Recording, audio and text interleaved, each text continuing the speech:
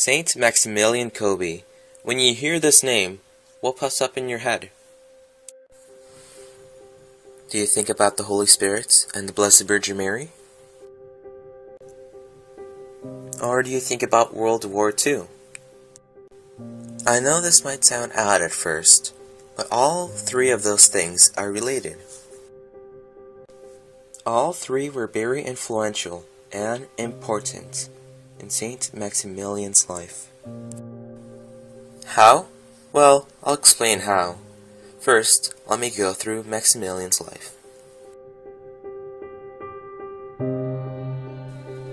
He was born Raymond Kolbe on January 8, 1894, in Zduńska Wola in Poland.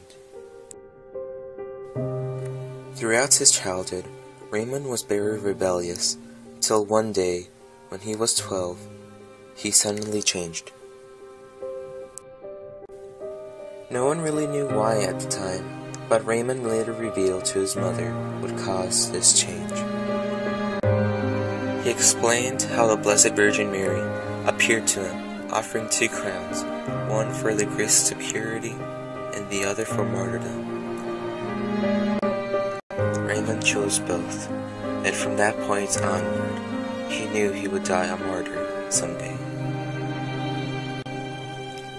When he was 16, Raymond became a Franciscan priest, where he took the name Maximilian.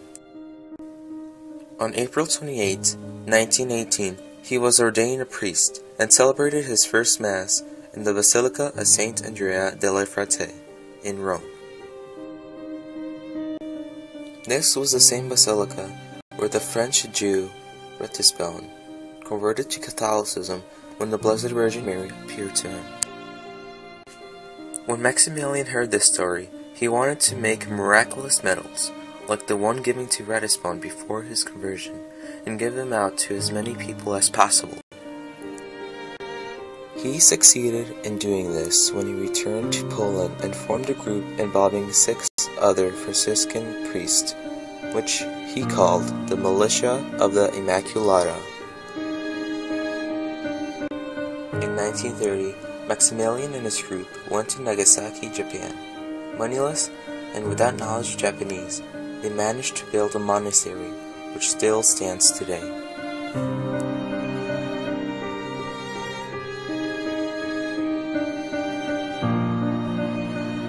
Maximilian later returned to Poland to continue his work there. Unfortunately, soon after the Nazis invaded Poland and closed the monastery Maximilian stayed in and imprisoned him for a short time. When he was released, the first thing Maximilian did was to house 3,000 refugees with the help of his Franciscan brothers in the monastery that the Nazis closed down. After time, the Nazis became aware of this and closed down the monastery once more and arrested Maximilian and his brothers and were imprisoned in Auschwitz.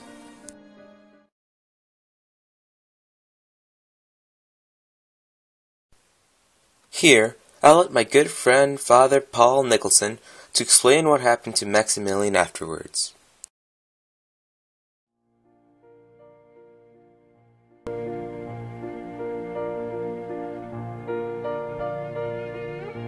A great debate was launched at the time of the canonization of today's saint, Saint Maximilian Maria Kolbe, as to whether or not he deserved to be venerated as a martyr of the Catholic Church. He died in Auschwitz. Someone had escaped the terrors of the camp, and the fiendish Nazis devised a horrible method of terror. Taking 10 innocent men from the section of the escapee, they put them in a bunker to starve them.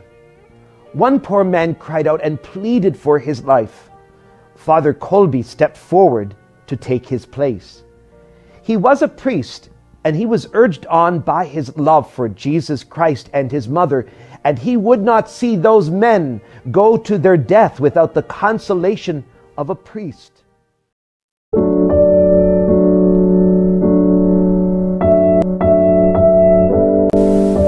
Now you know how Saint Maximilian is connected to the Blessed Virgin Mary, but how does the Holy Spirit come into play in all of this? well. The Holy Spirit is the one who gave love, generosity, and self-control to him.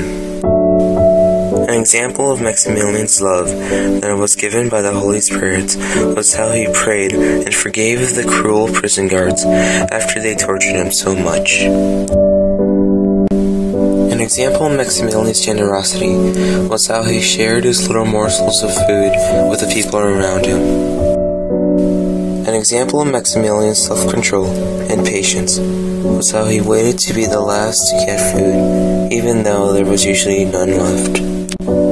Last but not least, Maximilian showed us his charity, given to him by the Holy Spirit, when he sacrificed himself to save the life of Franciscan, dying on August 14th, 1941, in a slow and painful death, with starvation and ending with an injection of poison, being the last one out of the 10 people chosen to die, to succumb to death, and to go on an eternity of happiness with God. As you can see, Saint Maximilian was a great saint, who did so much and had a strong connection with the Blessed Virgin Mary and the Holy Spirit.